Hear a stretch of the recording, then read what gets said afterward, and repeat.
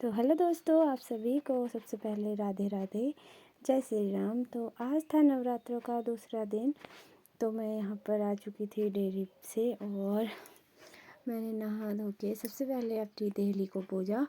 और जैसे ही मैंने पोछा लगाया वैसे ही ना इतनी तेज़ों की बारिश आ गई, क्या बताऊँ आप सभी को। और आजकल आम के पेड़ों में भी बौर आ चुका है, तो बहुत सुंदर सा नज़ारा हो रहा था।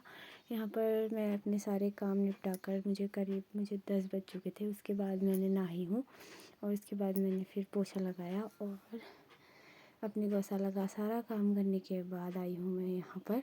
तो मैंने सोचा पहले मेरा तो फास्ट था ही, तो मैंने सोचा सबको पहले नाश्ता करा देती हूँ, उसके बाद ही आराम से पूजा करूँगी।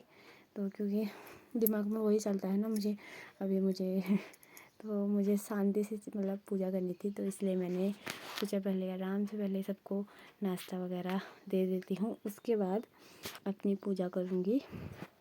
तो यहाँ पर मैं दाल बनाई हुई थी मैंने, और साथ में उसमें ना थोड़ा पानी ज़्यादा हो गया था, इसलिए मैं उसको साइड में रख के पका रही थी।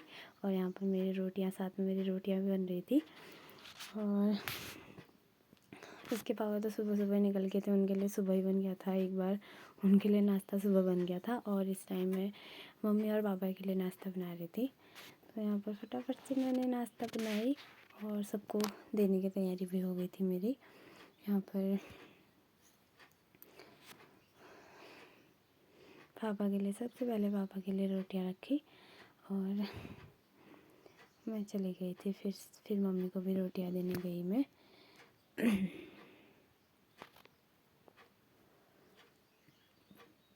और उसके बाद मैं हो चुकी थी यहाँ पर पूजा करने के लिए रेडी। तो यहाँ पर मैंने रेड और ग्रीन कलर की ये कॉटन की धोती थी, वही पहनी थी।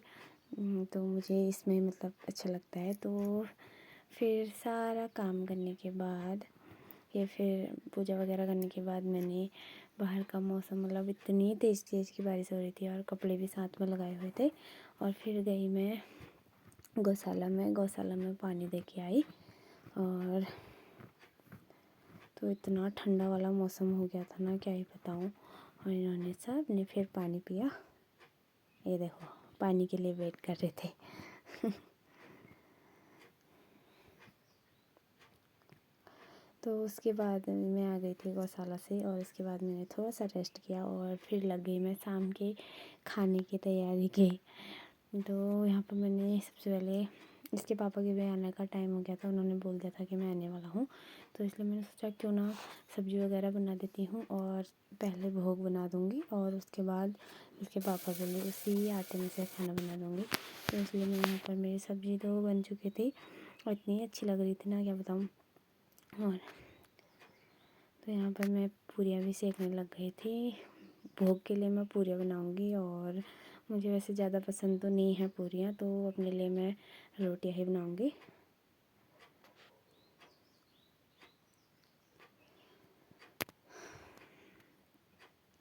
और सिर्फ मैंने भोग के लिए पोहे बनाए थे, मुझे भी ज़्यादा पसंद नहीं है पोहे वगैरह, तो किसी को वैसे पसंद नहीं है। तो 1-2 ही बने थे मेरे पोहे, तो मैंने वो भोग में रख दिए थे। और उसके बाद मैंने इनके लिए भी रोटियां साथ साथ में रोटियां इनके पापा के लिए बनाई फटाफट से। तो आज की व्लॉग